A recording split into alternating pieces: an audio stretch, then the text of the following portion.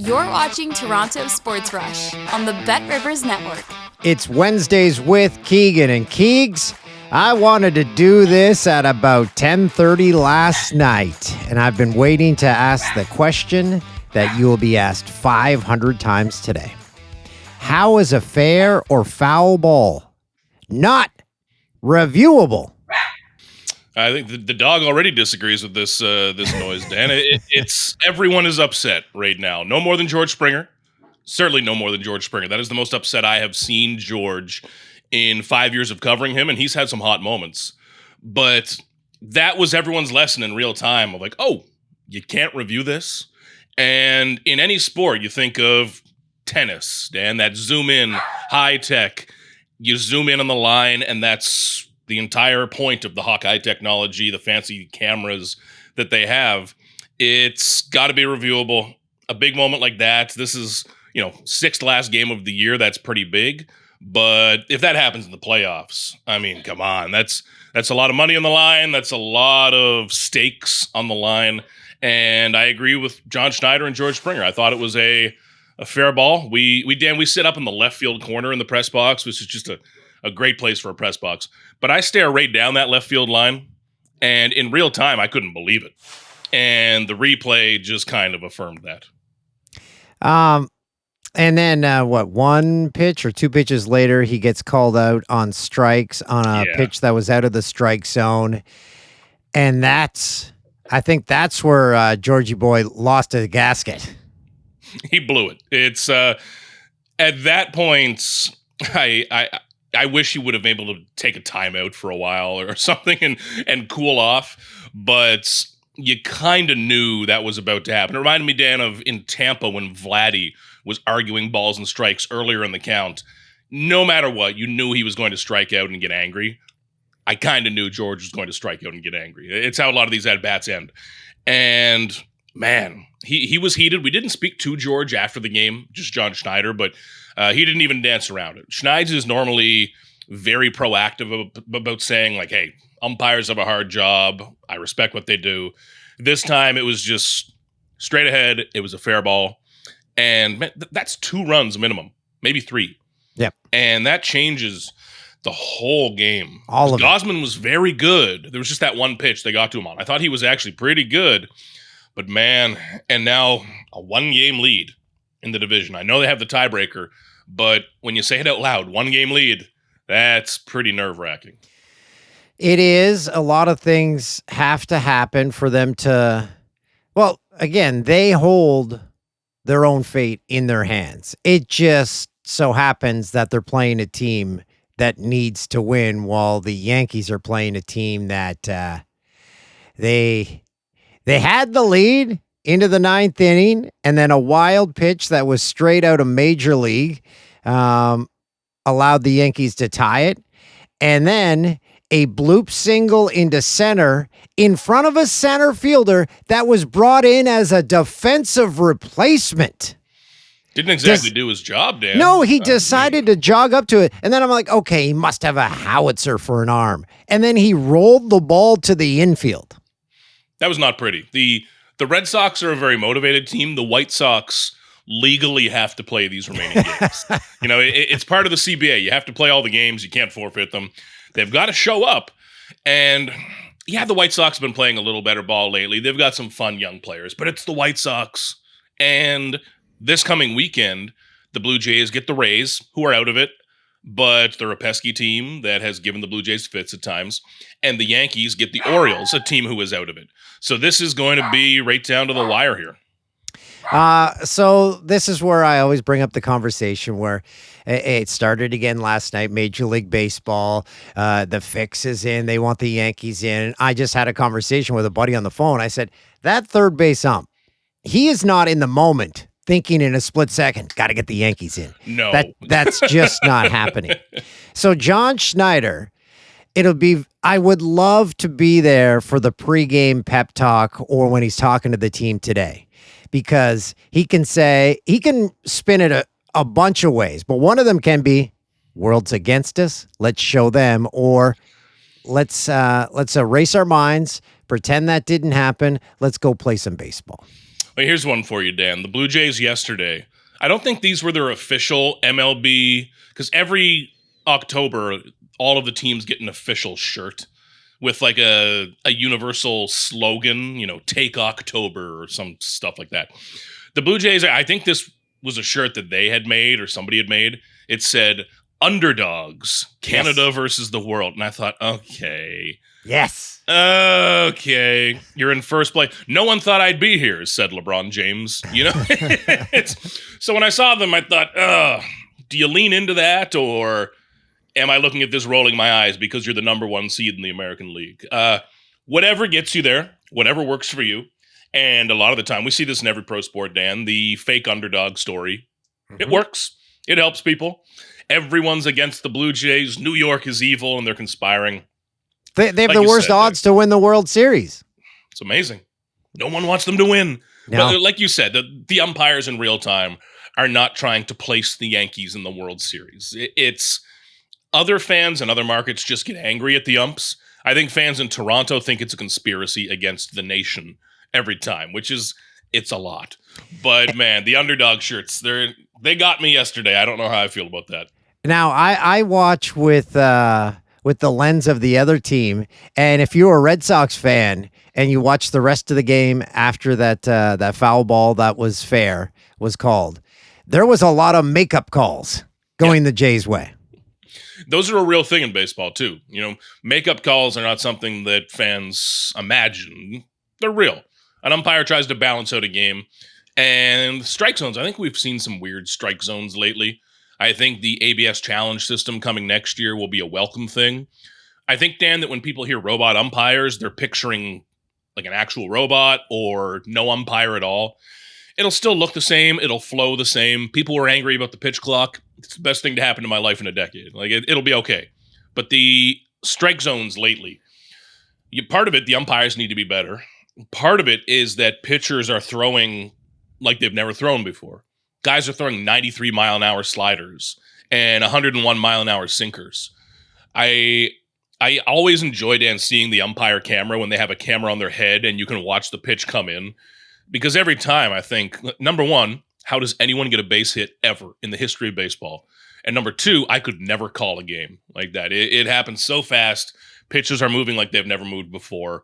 And, man, I don't envy umpires. I hope they get paid very well because it's an interesting job.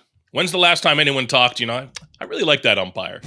It's a good umpire. He looks like a good dude. I hope he has a good night. Yeah. No.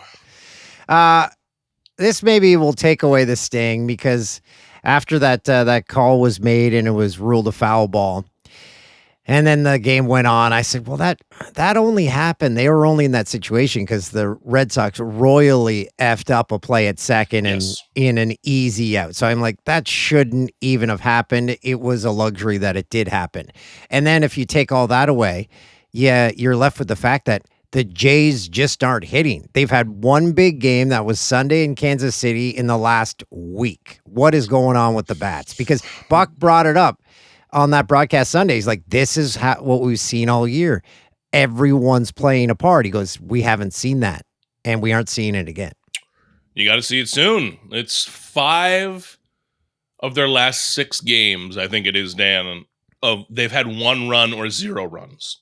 It ain't going to work. It's not going to work.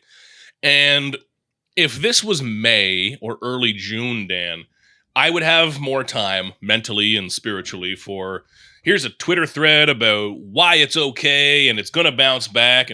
Shut up. There's 5 games left, okay? This is not the time for probabilities and trying to sound smart. The offense is bad right now. The season is ending right now. The playoffs are about to happen. What you've done all season no longer matters. It's extremely narrow and urgent right now. And I think it's okay to react and overreact to very small samples because all we've got left are small samples. The next 5 games, if you screw those up, you're looking at a wild card series all of a sudden, which has been haunted for the Blue Jays. They've gone 0-2, 0-2, and 0-2. And if the Blue Jays offense doesn't show up, their pitching is not meant to dominate in the way that some other teams do. The Blue Jays pitching is meant to be rock solid and good, but it needs an offense. they're not shutting many teams out. So it's got to happen. Needs to happen soon. Needs to happen ideally tonight, but you're facing Garrett Crochet of the Red Sox, who's an AL Cy Young Award candidate.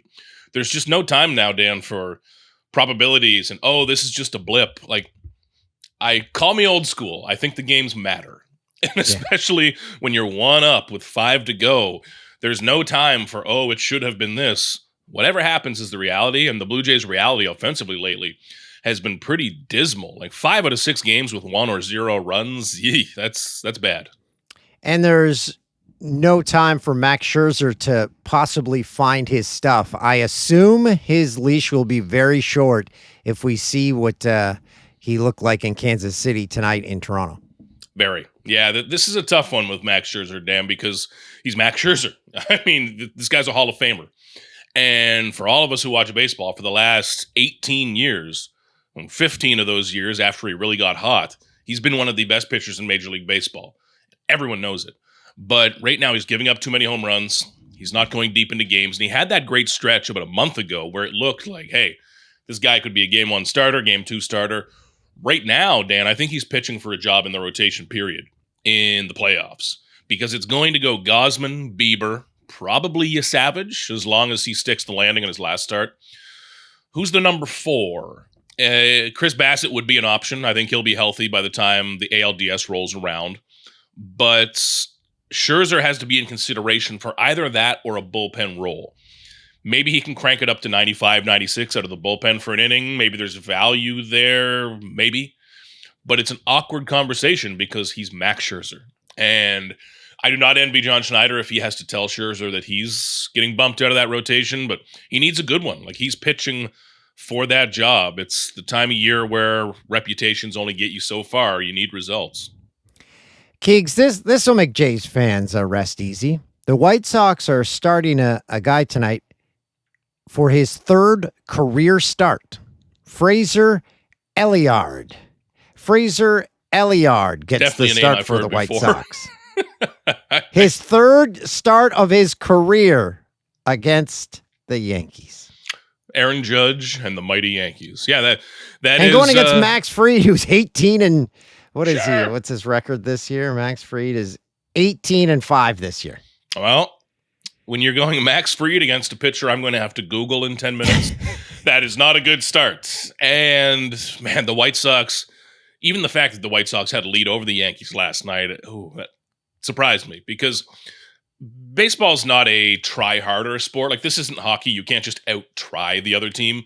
But motivation matters. And the way that, we see this with the Red Sox, but the way the Yankees are approaching those games is going to be different than the White Sox. Like, the Yankees are saving their best relievers. They're maxing it out. The White Sox are just kind of trying to see who they have for, I was going to say next season, probably for like 2030. But they're just trying to get a look at some young guys, and rightfully so.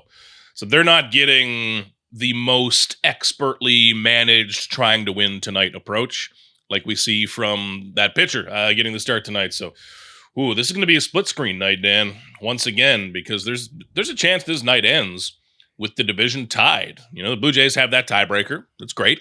But we are one bad night away from a tied division. And even the division being at 1 game, Dan, I think it's the first time since July 3rd that it's been a 1-game gap. So it's amazing. It's a lesson too, Dan, for me, and the fact that every game matters. Like, if the next May, when the Blue Jays are playing the Yankees on a Tuesday, that might be the most important game of the year for a tiebreaker. Every year we get to a tiebreaker scenario like this. So it's amazing. No matter how many games you play, you end up here. Here's another good thing for Jays fans. At least you aren't the Tigers. Ooh, falling apart. John Schneider's AL Manager of the Year odds, maybe bumping up over AJ Hinch there. I don't know. Stephen Vogt probably has something to say about that if there's some late season bias, but Tigers are falling apart, man. And I've always kind of thought they were overachieving this year, but you had to hand it to them at a certain point. So it's interesting, Dan. At this time of year, very selfishly, focused solely on my own desires, I start trying to cheer for scenarios that land me in cities I'd like to go to. Okay. I mean, bless Detroit, bless Cleveland. I'm sure there's fine people in every city, but We'll see. I'd prefer to end up in a New York, a Boston, something like that. But in Cleveland, you can go to what's the section? The Scooby-Doo streets? The Scooby-Doo streets. Or the Rock and Roll Hall of Fame. There are multiple things to do. Yeah. Or go to Akron for the day. Baby. Keegs, when we sit here next week, couple different scenarios, but we do know the Jays will be in the postseason. We just don't know where. Thanks, buddy. You got it, Dan. Thanks for watching Toronto Sports Rush on the Bet Rivers Network.